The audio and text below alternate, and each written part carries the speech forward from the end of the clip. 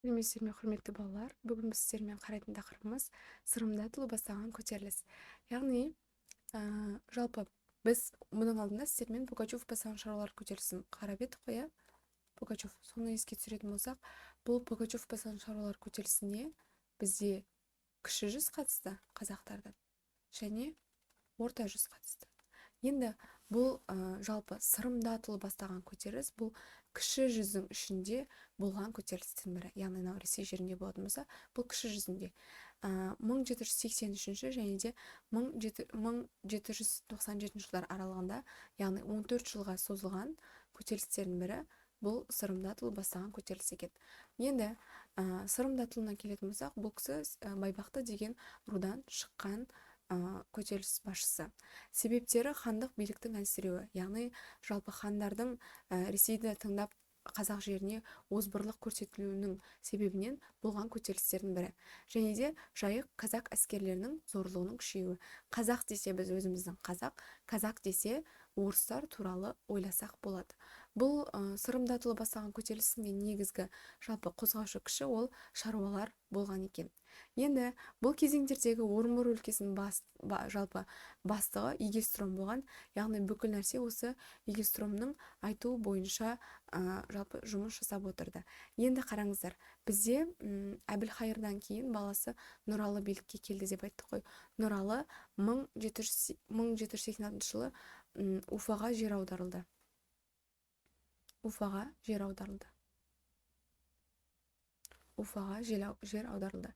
Кейіннен 1790 жылы осы Уфада қайтыс болған екен.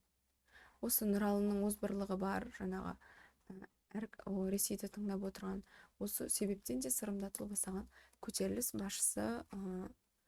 болып өтті. Енді қараңыздар, жалпы жаңа айттық, Орынбор өлкесінің басшысы кім дедік? Игельстром дедік. Бұл Игельстром шекаралық сотты енгізді, сонымен қатар қазақ жерін басқаруға расправалар құрып, шекаралық сот бойынша жүргізіп отырамыз деді. Бірақ бұл кісінің реформасы, яғни 1786 жылғы реформасы сәтсіздікке ұшырады. Екінші жүргізген реформасы 1789 жылы. Бұл жылдары жаңағы хандарды алып тастаймыз, немесе бірнеге төраға және де 2 орынбасардан қоямыз деген сияқты нәрселерді ұсынды. Бұл ұсынғаны да көбіне сәтсіздікке ұшырап отырған екен. Және де 1791 жылы 89-да қараңыздар, мына жерде 1786-да Нұралы жер аударылғаннан кейін Ералыға дейінгі аралықта хан сайланған жоқ, яғни тек қана шекаралық сот болып отырды. Бұл Игельстромның жасаған реформасы. Осыдан кейін 89-да жаңағы хан сайламау, басқа да нәрселерді құру деген сияқты нәрселер сәтсіздікке ұшырағаннан кейін 1791 жылы Ералы хан болып сайланды. Өйткені қазақ жерін басқаруда жалпы бізде өзі хандық билік бұрыннан болғаннан кейін хан болса бізді басқару оңайырақ деген сияқты Ералыны хан етіп сайлады. Енді бұл кезеңдерде Ералы хан болғанмен сырымда тұлы бастаған шаруалар көтерілісі болып жатыр. Бұл хандық билікке қарсы, хандарға қарсы болып жатқан көтерілістердің бірі. 1792 жылы Сырым тіке шабуылмен алмақ болған бекініс Красногорск бекінісі деп аталынады екен. Және де кейіннен Ералдан кейін 1795 жылы бізде Есім хан билікке келеді. Есім осы 1797 жылы Сырымда тұлы бастаған көтерілісшілер хан ордасына шабуыл жасайды. Осы жерде Есім хан қаза болған екен. Және 1797 жылы Сырымда тұлы бастаған көтеріліс басылып, жаншылып кетеді екен. Және 1796 жылы және 1797 жылы аралығында өте ауыр жұт болады.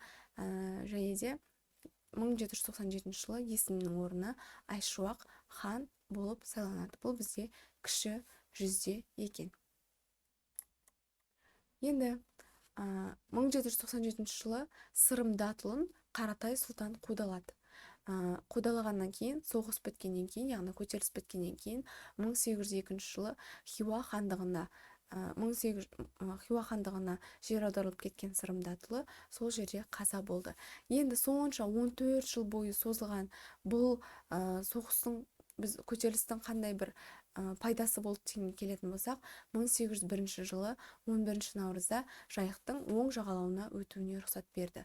Бұл әрбір шапқыншылықтардың, көтерілістердің болуына түрткі болған нәрсе орыстардың күшейіп, бізде өзіміздегі жайықтың оң жағалауына өтуіне рұқсат бермеу. Яғни қазақтар уже малдарын қайда жаюды білмей қалды.